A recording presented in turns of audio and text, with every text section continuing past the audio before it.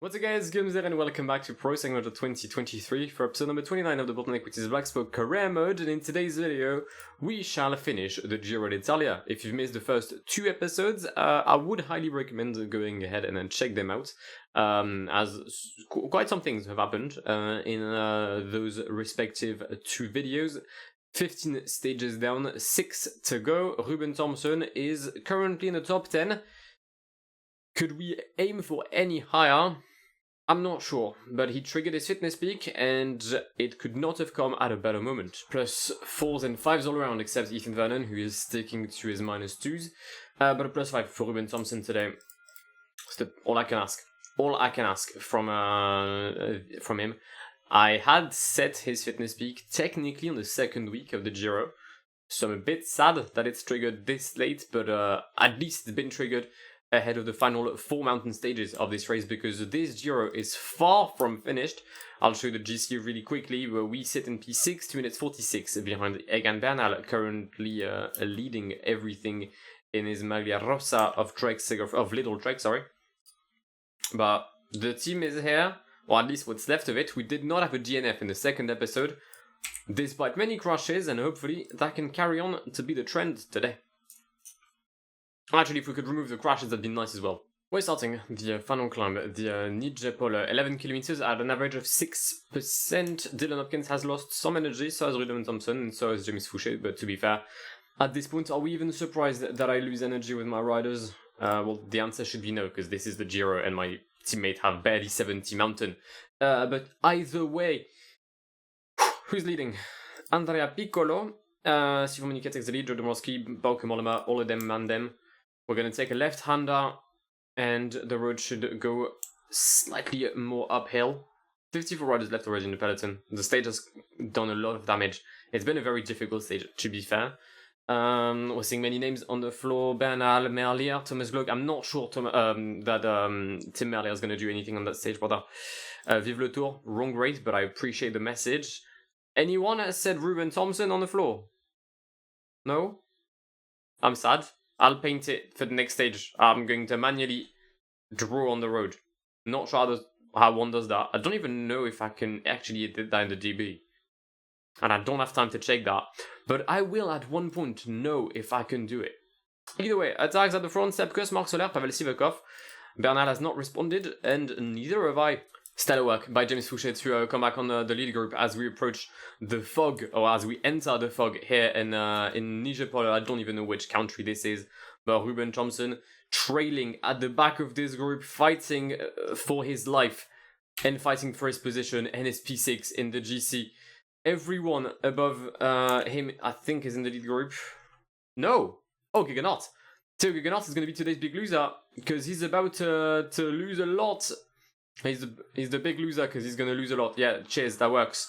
Ruben Thompson making sure that he still has energy to potentially launch a sprint at the end here, because everyone seems to be completely knackered in Nijepol. Ruben Thompson drops Marc Soler. Can he drop Filippo Zana? I don't know. Yes, he can. Can he drop João Almeida? Yes, he fucking can. Ruben Thompson takes the win in Nijepol. Get in there, son.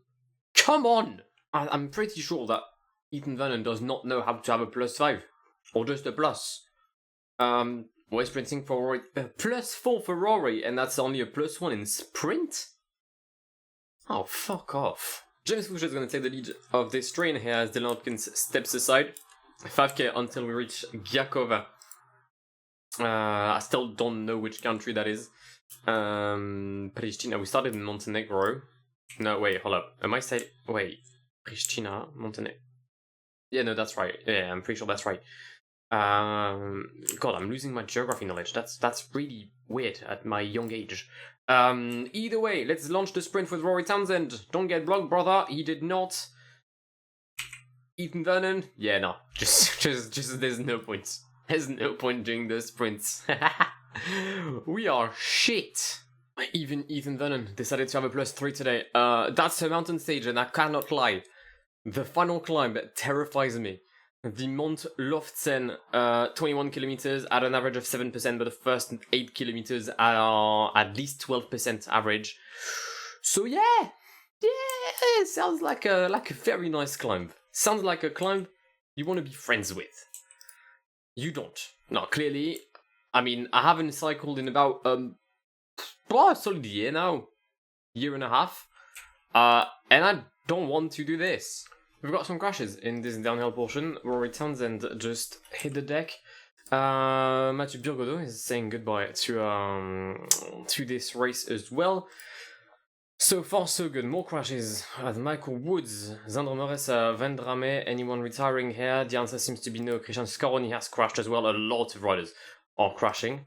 But so far, as I said, so good. 22 riders in the lead group. No one dangerous GC-wise, I think. At quick glance, I'm seeing Adam Yates, to be fair, only 10 minutes behind GC-wise. Is that Vadim Pronsky that I've just seen? Vadim Pronsky is in the breakaway once again, and he is 7 seconds away from being the provisional Maglia Rosa as James Fouché crashes. Don't DNF. Gets in, that's my guy. Cannot lie, 77 kilometers remaining. I am not happy with the level of energy of my teammate. Because they have none. Dylan Hopkins just crashed, and he's out of the race. Okay. Cool. I've got minus constant and that's it. I'm so fucked. Oh god. Wait, hold up. The group Casper Asgreen was 15th of the Giro. Okay, for a reason that I ignore. I mean, I know the time trial helped, but are you aware that mountain stages were present on this race? Or like, well, go on. We've got a climb to do, and I have one teammate who's not a climber. The first portion of this climb is going to send me to the shops. I guess here we go, in the words of Fabrizio Romano. 20 kilometers until the end of the stage. Ruben Thompson already at the back of the group here. And we haven't even started the difficult part. Oh, don't be narrow. Carlos Verona attacks, which is interesting because Sky was pacing for Guggenhardt, I presume. So to attack with Verona is a weird plan, but if it allows Ineos to not pace, I'm happily signed for it. I got dropped by trying to recover energy. Should be able to come back though. Yep, perfect. Who's this? Zana Almeida Mas. I can't let them go, but I have so little yellow left. And with 10 kilometers remaining, I fear that we may be on the way out of the top 5 and possibly of a lot more. We got dropped and that's it. That's it for us. We are done. Van Rils takes the stage. Bernal is going to cross the line with Enric Mas. What? That's 250. We're going to lose another 2.5 minutes. So we're going back to our 4.5 minute drop. That's a bit shit. It was difficult yesterday. With one less rider, it's going to be even tougher. Plugina, Bielasnica.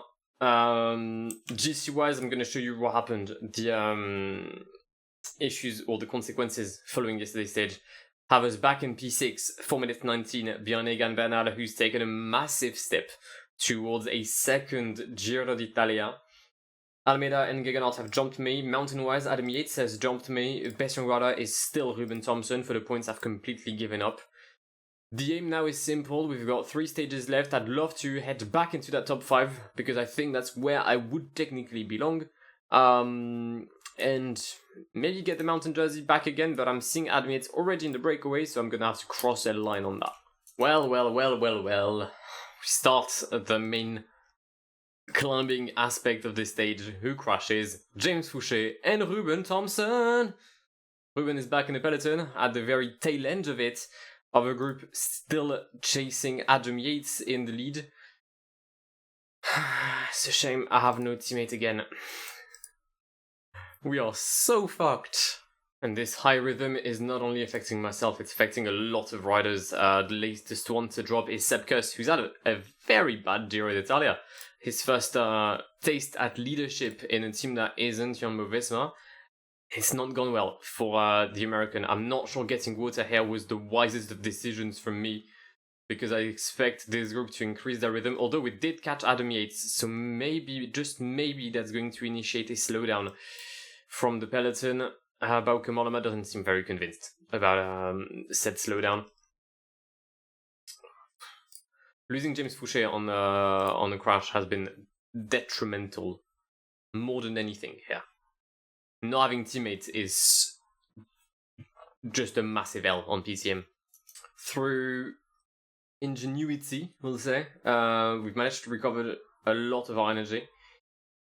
I've just gone 50 for the past 20 kilometers. Every time I'd get dropped, I'd make sure to be at the middle of the group so that the riders behind me would bridge and go back to 60, 65, make sure that I can come back in the middle of the pack, and so on.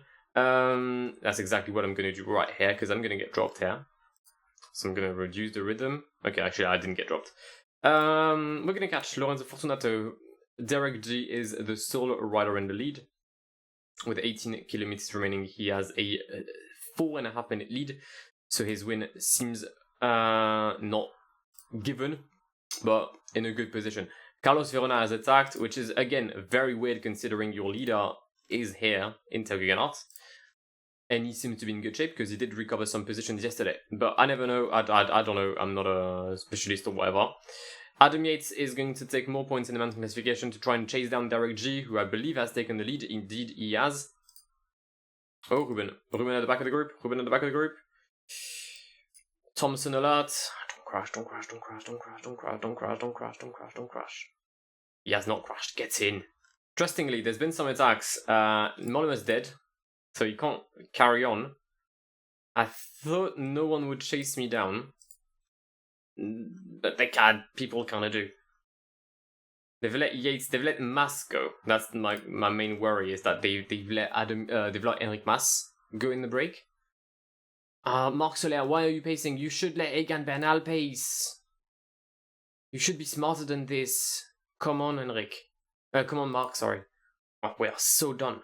We are so fucked. 5k to go. Following Zana has murdered me. Yeah, that was badly played from me. That was very badly played from me. Not only am I gonna lose I'm gonna lose P6. I've lost everything today. I have lost absolutely everything.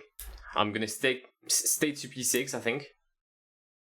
But any dream of getting any higher is gone as Joe Almeida takes the stage today. My maths were wrong.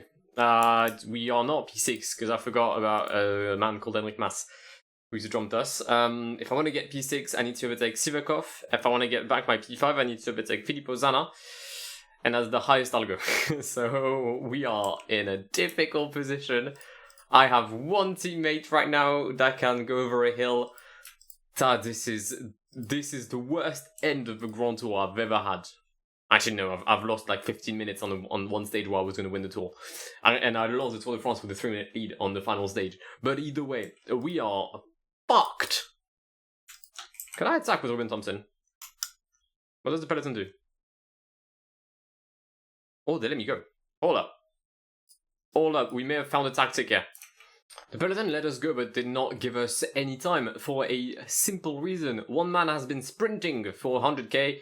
Him.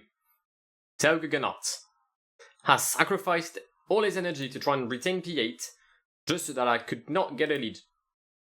I wish I was making it up. I'm not.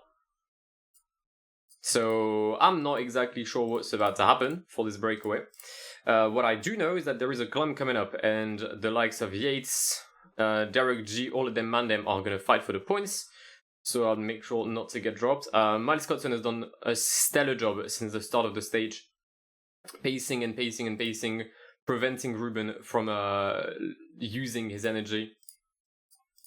I mean, absolutely a godsend today. A royal performance from Miles Scottson. But the question is, what happens now? Because Miles Scottson has been dropped, he's had no energy. What happens in this break? If no one relays, I may just need to attack here. And I fear that might just be my only way out. And Peloton's gonna catch us. Peloton's gonna catch us. No one in this group, to the exception of Thomas Globe, who's just joined us. No one has relayed. Why? UnoX. Why? For Jonas Gregor, who's 25th. And we begin the final first cat of this Giro. Jagora, 4 kilometers at an average of 13%. We're gonna attack with Ruben Thompson. I think that's my only chance here, is to attack, maintain a strong rhythm, and see what happens. The peloton is not following as of yet, and that's logical. Bernal doesn't have to do fuck all. Enric Mas, though, has not done anything either, and that's slightly better for me. Yeah, spoiler, they just decided to accelerate, and they've bridged in like 3 seconds. Jasper Huh? How is he still here? Don't understand this. Ruben Thompson is going to go first in the downhill portion towards Żaglavica. Zana? Sorry? How did you do this then? How did you overtake me and like, just like this? Don't get it. Thomas Glog fighting for the stage win.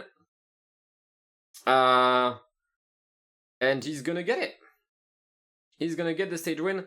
Thomas Glog gets the stage in Żaglavica. In Zagostro, ahead of myself, Zana, Sivakov, so I will not overtake either of them.